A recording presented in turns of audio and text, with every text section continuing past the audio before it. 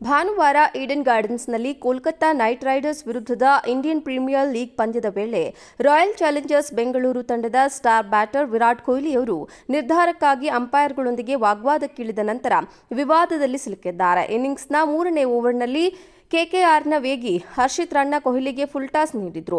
ಇದು ಸೊಂಟದ ಮೇಲೆ ನೋಬಾಲ್ನಂತೆ ಕಂಡುಬಂದಿತ್ತು. ಆದರೆ ಕೊಹ್ಲಿ ಸಮಯ ತಪ್ಪಿ ಕ್ಯಾಚ್ ಪಡೆದು ಬೌಲ್ಡ್ ಆದ ಕಾರಣ ಔಟ್ ಆದ್ರು. ನಂತರ ಮೈದಾನದ ಅಂಪೈರ್ ನಿರ್ಧಾರವನ್ನ 3ನೇ ಅಂಪೈರ್ ಮೈಕಲ್ ಗೋಫ್ ಅವರಿಗೆ ಕಳುಹಿಸಿದ್ರು. ಅವರು ಚೆಂಡು ಬ್ಯಾಟರ್ ಮೇಲೆ ಮುಳುಗಿದೆ ಎಂದು ನಿರ್ಣಯಿಸಿದ್ರು ಮತ್ತು ಆದ್ದರಿಂದ ಕೊಹ್ಲಿಯ ಔಟ್ ಅನ್ನು ಕಾನೂನುಬದ್ಧ ಎಂದು ಕರೆಯಲಾಯಿತು. 7 ಎಸೆತಗಳಲ್ಲಿ 18 ರನ್ ಗಳಿಸಿದ ಕೊಹ್ಲಿ ನಿರ್ಧಾರದಿಂದ ಅಸಮಾಧಾನಗೊಂಡರು ಮತ್ತು ನಿರ್ಗಮಿಸುವ ಮೊದಲ ಅಂಪೈರ್ ಜೊತೆ ವಾಗ್ವಾದ ನಡೆಸಿದ್ರು.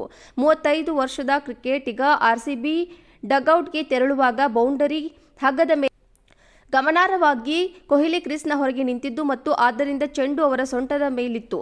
ಆದಾಗ್ಯೂ ಚೆಂಡಿನ ಪಥವು ಅದು ಮುಳುಗುತ್ತಿದೆ ಎಂದು ತೋರಿಸಿತು ಮತ್ತು ಅವನು ಕ್ರೀಸ್ನೊಳಗೆ ಇದ್ದಿದ್ದರೆ ಆಗ ಚೆಂಡು ಅವನ ಸೊಂಟದ ರೇಖೆಯೊಳಗೆ ಮುಳುಗಿರುತ್ತಿತ್ತು.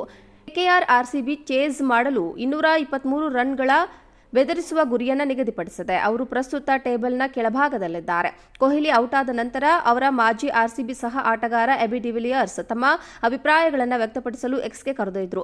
ಆಟದಲ್ಲಿ ಬೂದು ಪ್ರದೇಶಗಳು ಕೋಪ ಮತ್ತು ಗೊಂದಲಕ್ಕೆ ಜಾಗವನ್ನು ತೆರೆಯುತ್ತದೆ.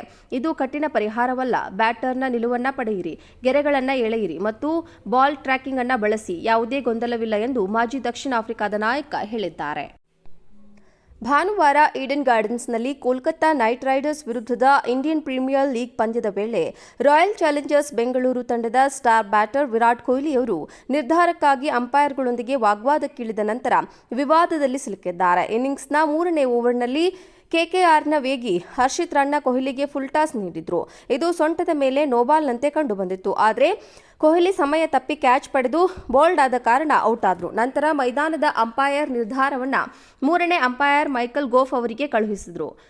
ಅವರು ಚೆಂಡು ಬ್ಯಾಟರ್ ಮೇಲೆ ಮುಳುಗಿದೆ ಎಂದು ನಿರ್ಣಯಿಸಿದ್ರು ಮತ್ತು ಆದ್ದರಿಂದ ಕೊಹ್ಲಿಯ ಔಟ್ ಅನ್ನು ಕಾನೂನುಬದ್ಧ ಎಂದು ಕರೆಯಲಾಯಿತು. 7 ಎಸೆತಗಳಲ್ಲಿ 18 ರನ್ ಗಳಿಸಿದ ಕೊಹ್ಲಿ ನಿರ್ಧಾರದಿಂದ ಅಸಮಾಧಾನಗೊಂಡರು ಮತ್ತು ನಿರ್ಗಮಿಸುವ ಮೊದಲ ಅಂಪೈರ್ ಜೊತೆ ವಾಗ್ವಾದ ನಡೆಸಿದ್ರು. 35 ವರ್ಷದ ಕ್ರಿಕೆಟಿಗ ಆರ್ಸಿಬಿ ಡಗ್ಔಟ್ಗೆ ತೆರಳುವಾಗ ಬೌಂಡರಿ ಹಗ್ಗದ ಮೇಲೆ ಗಮನಾರ್ಹವಾಗಿ ಕೊಹ್ಲಿ ಕ್ರೀಸ್ನ ಹೊರಗೆ ನಿಂತಿದ್ದು ಮತ್ತು ಆದ್ದರಿಂದ ಚೆಂಡು ಅವರ ಸೊಂಟದ ಮೇಲಿತ್ತು. ಆದಾಗ್ಯೂ ಚೆಂಡಿನ ಪಥವು ಅದು ಮುಳುಗುತ್ತಿದೆ ಎಂದು ತೋರಿಸಿತು ಮತ್ತು ಅವನು ಕ್ರೀಸ್ನೊಳಗೆ ಇದ್ದಿದ್ದರೆ ಆಗ ಚೆಂಡು ಅವನ ಸೊಂಟದ ರೇಖೆಯೊಳಗೆ ಮುಳುಗಿರುತ್ತಿತ್ತು.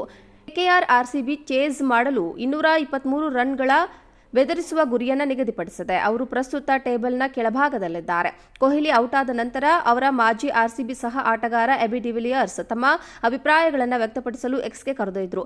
ಆಟದಲ್ಲಿ ಬೂದು ಪ್ರದೇಶಗಳು ಕೋಪ ಮತ್ತು ಗೊಂದಲಕ್ಕೆ ಜಾಗವನ್ನು ತೆರೆಯುತ್ತದೆ. ಇದು ಕಠಿಣ ಪರಿಹಾರವಲ್ಲ. ಬ್ಯಾಟರ್ನ ನಿಲುವನ್ನು ಪಡೆಯಿರಿ, ಗೆರೆಗಳನ್ನು ಎಳೆಯಿರಿ ಮತ್ತು ಬಾಲ್ ಟ್ರ್ಯಾಕಿಂಗ್ ಅನ್ನು ಬಳಸಿ. ಯಾವುದೇ ಗೊಂದಲವಿಲ್ಲ ಎಂದು ಮಾಜಿ ದಕ್ಷಿಣ ಆಫ್ರಿಕಾದ ನಾಯಕ ಹೇಳಿದ್ದಾರೆ.